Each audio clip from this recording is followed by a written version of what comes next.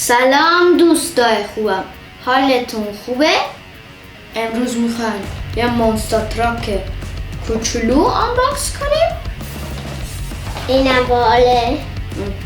این کنم باید دکمه رو باید بزنیم بعد این میشید میره آنباکس کنیم.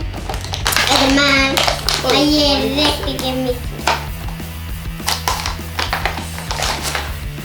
حالا اون یکی سکو بریم. بده من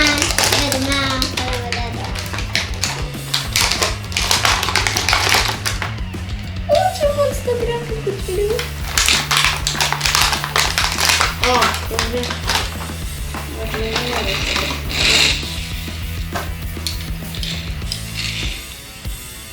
این سوراخ کوچولو رو میبینید؟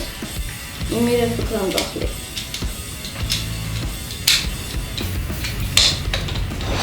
تست کنیم. کلیدشه. این بزنیم ماشینمون رو آماده کنیم تا بریم آلمان یه جای. الان بریم. کجا بریم؟ یه دوست رش حالا بزن. رفتیم. آدم خیلی خوبه.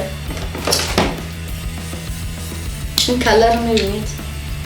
الان بریم خونه. لایک یادتون نره با سابسکرایب. خداحافظ.